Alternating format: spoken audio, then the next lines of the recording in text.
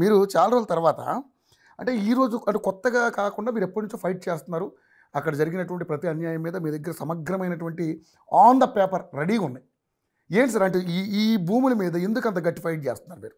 2009-14 first Rajasekhara Reddy గారితో start చేశాను.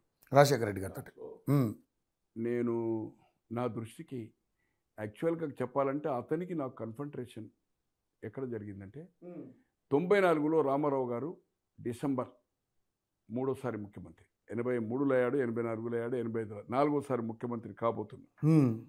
1 December 5th polling, 3 close, 9 నాడు ప్రమాణ స్వీకారమైనది ఉండే.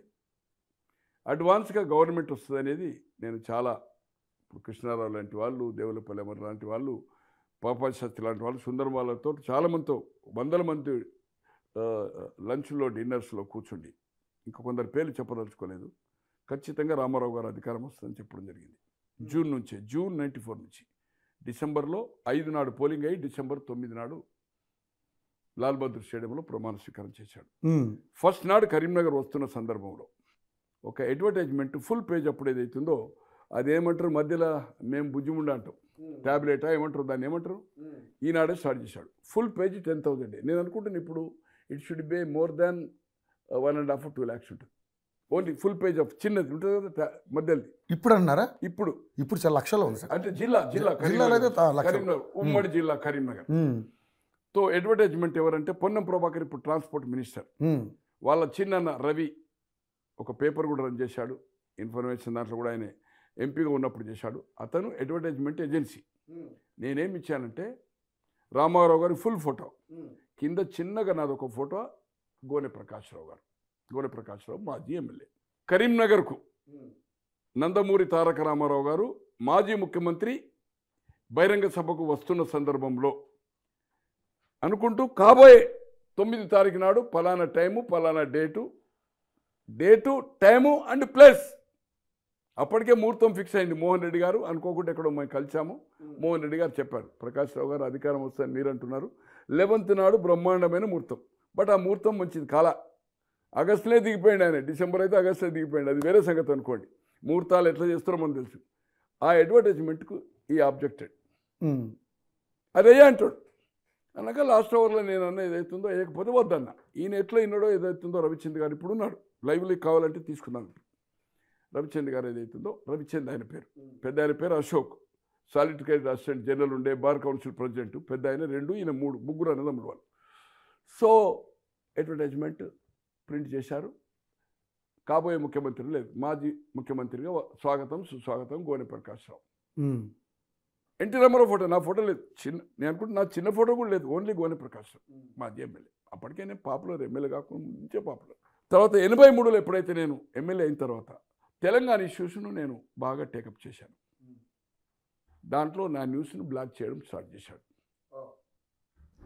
అంటే వీడు నాగుంబాము, వీనికి పాలు పోస్తే రేపు ప్రమాదం ఉంటుంది అనే పద్ధతిలో. అది ఏంటంటే ఇవాళ అసెంబ్లీ రికార్డ్స్లో ఉంది, ఏమేమి మాట్లాడాను, క్వశ్చన్స్ మీద, బడ్జెట్ మీద ఏం మాట్లాడాను, చాలా ఇష్యూస్ మీద. తో డిఫర్ అయ్యాం మేము రామారావు గారితో. మేనకా గాంధీ ఎలాగైతే చెప్పారు, స్మాల్ స్టేట్ కాన్ఫరెన్స్ అనుకున్నాము. తెలంగాణ విడిపోవడం ఇష్టం లేకుండే రామోజీరావు గారికి, ఎందుకంటే తన ఎస్టేట్కి అప్పటికి ఇంత పెరగల, స్టూడియో లేదు. అదొక ఇన్సిడెంట్. తర్వాత 94 జరిగింది. 98లో దాసనారాయణరావు గారితో ఒక మీటింగ్ పెట్టాను నేను. ఆయన ఒక పార్టీ పెట్టి వైండప్ చేశాడు అనుకోండి నవంబర్కు, మళ్ళీ వితిన్ 1 monthలో. ఆ పార్టీకి ఎక్సర్సైజ్గా కొప్పుల ఈశ్వరన్ ఇప్పుడే మంత్రి ఉండే, మొన్నటి వరకు 6 సార్లు ఎమ్మెల్యే ఉండే, ఆయన ఆధ్వర్యంలో గోదావరి కేంద్రంలో నా నేటివ్ ప్లేస్ పక్కకి అనుకోండి బ్రహ్మాండమైన మీటింగ్, ఒక 10,000 మీటింగ్ దాసనారు. అంటే రాబోయే రోజుల్లో ఆల్టర్నేటివ్ కమ్మారెడ్డే కాదు, అదర్ కమ్యూనిటీ కూడా ఈ రాష్ట్రంలో ఉంది, సామాజిక న్యాయం జరగాలనే కాన్సెప్ట్ తోటి ఏదైతుందో దాసనారాయణరావు గారి మీటింగ్. అక్కడి నుంచి కరీంనగర్, అక్కడ 4 గంటలకు, కరీంనగర్లో 7 గంటలకు. అడ్వర్టైజ్మెంట్ తీసుకోలేదు దాసనారాయణరావు, తీసుకోలేదు. అప్పటికి వాళ్ళిద్దరికి కన్ఫంట్రేషన్ ఉంది.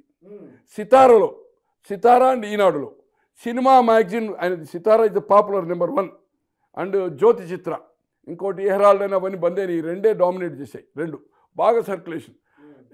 అప్పుడు కేఎల్ఎన్ ప్రసాద్ గారు నడుపుతున్నారు ఆంధ్రజ్యోతి, ఆ 2 ఇప్పుడు క్లోజ్ అయినాయి అనుకోండి. సో దాంట్లో కూడా దాసనారాయణరావు ఉంటే కట్టు, పేరు కూడా రాయడం లేదు. 100 days ప్రేమాభిషేకం అయింది అనుకోండి, 100 days అందరిది వస్తుంది, దాసనారాయణరావు ఫోటో కట్టు.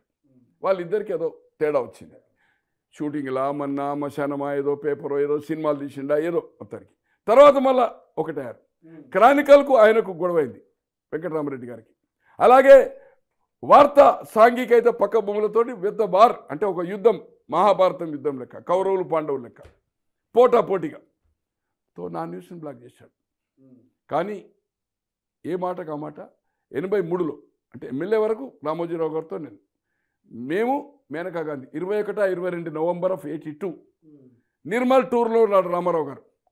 ఎలక్షన్ ముందస్తు ఎన్నికైంది. మార్చి 83లో జరగవలసిన ఎన్నిక 73-78 మార్చి 25కు పోలింగ్ అయింది, 27 కౌంటింగ్ అయింది, 3 నాడు ప్రమాణ స్వీకారం అయింది. అంటే ఫిబ్రవరి లాస్ట్ వీక్లో జరగాల. అటువంటిది ప్రీపోన్ చేసింది ఇందిరాగాంధీ గారు election commission is controlled by government కదా, ఇప్పుడు కానీ అప్పుడు కానీ. ఎప్పుడు పెట్టిండు? జనవరిలో పెట్టిండు. ఎన్టీ రామారావు టూర్ కంప్లీట్ కావద్దని స్టేట్ ఆదిలో కరీంనగర్ టూరే చేయలే, నిర్మల్లో ఉన్నాడు. ఎలక్షన్ డిక్లేర్ అయితే వాపస్ వచ్చేసాడు. ఆ రోజు మేము మేనకా గాంధీ గారు అప్పటికే 7th 8th నవంబర్ మేము టూర్ పెట్టాం. 2nd డిసెంబర్ 5th 6th మా ఆదిలాబాద్ కరీంనగర్ పెట్టుకున్నాం. 21 కరెక్ట్గా జేఎన్ మిశ్రా వచ్చారు రూట్ చూడడానికి. జేఎన్ మిశ్రా అని all India general secretary and Indira Gandhi కుటుంబానికి క్లోజ్, ఐఏఎస్కు రిజైన్ చేశాడు, మేనకా గాంధీతో వచ్చాడు. అనుకోకుండా ఎలక్షన్ షెడ్యూల్ ఇష్యూ అయింది. షెడ్యూల్ మొదలైతే నోటిఫికేషన్ నుంచి నామినేషన్ ఉంటుంది. అప్పుడు కోడ్ ఏదైతుందో షెడ్యూల్ నుంచి కాదు, నోటిఫికేషన్ నుంచి 7 రోజులు nomination, 8th day scrutiny, 9th 10th withdraws, 20 రోజులు క్యాంపెయిన్ టైం. 20 రోజులు అంటే 18 రోజులు. 19వ రోజు క్యాంపెయిన్ ఉండదు, 20 రోజు పోలింగ్ అవుతుంది. स्टेट अवे వచ్చినాం. प्रकाश अपन लड़ने का इलेक्शन टूर कंप्लीट नहीं हो गए, मार्च हो गए तो अपन लड़ते थे, अब क्या करना है, रामाराव जी से अलायंस कर लेंगे, कैसा उनको मिलना. मैं बोला రామోజీరావు సాబ్ దగ్గరికి పోదామని పోయాను. ఈనాడులో ఫస్ట్ నాకు శాస్త్రి గారని పొలిటికల్ స్టోరీస్ చేసేవాడు. ఒక లిఫ్ట్ పక్కకు రూమ్ ఉండే. శాస్త్రి గారు అప్పుడు ఎమ్మెల్యే క్యాండిడేట్లు ఆయనే టూర్ చేశాడు.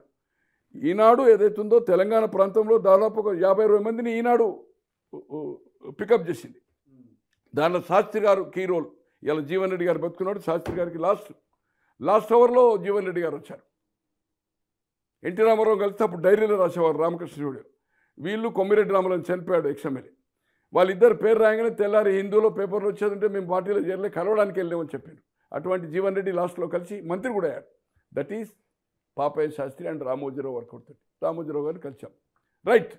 మేనకా గాంధీ ఇందిరాగాంధీ కోడలు. ఈయన ఇందిరాగాంధీ కాంగ్రెస్కి వ్యతిరేకంగా, అప్పటికే కాంగ్రెస్కి వ్యతిరేకంగా, ఎమర్జెన్సీ నుంచి వ్యతిరేకంగా అయ్యాడు. పెట్టడం పేపర్ పెట్టడం వెంగళరావు గారి సపోర్ట్తో. బట్ కాంగ్రెస్కి బద్ద వ్యతిరేక తయారయ్యాడు. కోర్టు కూడా అఫిడేట్ ఇచ్చాడు. 83 జనవరి 5 నాడు ఏ పేపర్ అట్లా ఇవ్వదు. ఎవరైనా ప్రకటన ఇస్తే ఇస్తుంది, అడ్వర్టైజ్మెంట్లు ఇస్తుంది. మేనేజ్మెంట్ తెలుగుదేశానికి సైకిల్ గుర్తు కోటేయమని బ్యానర్ ఐటమ్ నా దగ్గర పేపర్ అది. 5th జనవరి 83. అంటే అంత ఓపెన్ అండ్ ఓపెన్ సపోర్ట్ చేశాడు. ఆ రోజు ఎన్టీ రామారావుతో టైం ఇప్పించాడు. మేము పోయి కలిసాము హ్యాబిట్స్లో. మేనకా గాంధీ గారు 4th వచ్చింది, డిసెంబర్ 4th. 5th నాడు టూర్. 4th నాడు కలిసి ఫార్మల్గా. 7th నాడు మేము టూర్ అయిన తర్వాత టికెట్లో కూర్చున్నాం. హ్యాబిట్స్లో డైనింగ్ టేబుల్ ఉంటుంది కింద గ్రౌండ్ ఫ్లోర్లో. భాస్కర్రావు గారు, ఉపేంద్ర గారు, రామారావు గారు, నేను, మేనకా గాంధీ గారు, జేఎన్ మిశ్రా, రాజిరెడ్డి గారు అని చనిపోయాడు. వాళ్ళ తమ్ముడే శ్రీపతిరావు గారు నోటిచ్చాడు. ఆయన 83లో శ్రీపతిరావు గారితో 1100 ఓట్లతో ఓడిపోయాడు. సమితి ప్రెసిడెంట్ ఉండే. తో మా సీట్లు ఒప్పందమైంది. దానికి దీనికి సంబంధం లేదు. ఈ రెండు ఎప్పుడైతే జరిగిందో ఇన్సిడెంట్, ఒకటి అడ్వర్టైజ్మెంట్, ఒకటి దాసరి నారాయణరావు, ఒకటి నన్ను బ్లాక్ చేశాడు నా న్యూస్ను. నేను ఎమ్మెల్యేగా ఉన్నప్పుడు నా ఐటమ్ రాదు. ఎందుకంటే చాలా డేంజర్. స్టూడెంట్ లైఫ్ నుంచి నా బ్యాక్గ్రౌండ్ తీసుకున్నాడు. ఇతన్ని మనం న్యూస్ ఇచ్చే ఈనాడు అనేదే పాపులర్ కదా, దీంట్లో పాపులర్ అయితే ఇది మనకే రేపు ప్రమాదం ఉంటుంది అనేది ఆయన ఆలోచన ఉన్నట్టుంది. సో దాంతో మా ఇద్దరికి అంటే మైండ్లో, నా మైండ్లో ఉంది, ఆయన మైండ్లో ఏముండేనా అనుకోకుండా నాకు ఇది ఏదైతుందో ఆ ల్యాండ్ దళితులు ఉంది, దాంట్లో అనాజ్పూర్ ఉన్నది, ప్లస్ అసైన్మెంట్ ల్యాండ్ ఉంది, ప్లస్ గాలిబ్ జంగాని 3000 ఎకరాల్లో 1700 ఎకరాలు ఇది అనాజ్పూర్ ఏదైతుందో village is a Nawab, equal to Nizam, princely family. ఇప్పుడు డీజీపీ ఆఫీస్ అన్నీ ఉన్నాయని ఆయన పోలీస్ అని పాత బిల్డింగ్, హెరిటేజ్ బిల్డింగ్. అసెంబ్లీ భవనం కూడా అప్పుడు కన్స్ట్రక్ట్ కాలే. 1871లో ఇది ఏదైతుందో అతని ఫోటోగ్రాఫ్. సికింద్రాబాద్ క్లబ్ 1882లో అమ్మాడు. మొన్న కాలిపోయినప్పుడు ఏదైతుందో ఏబిఎన్కు సాక్షికి న్యూస్ అండ్ స్టోరీ ఇచ్చింది నేనే. 10 ఎకరాలు ఆయన కొన్నది 14,000కు. 1882లో కొన్నాడు. 83లో 1883లో అమ్మాడు, 2 ఏళ్ళకు 16,000కి అమ్మాడు. ఆ డాక్యుమెంట్ కూడా నా దగ్గర ఉంది.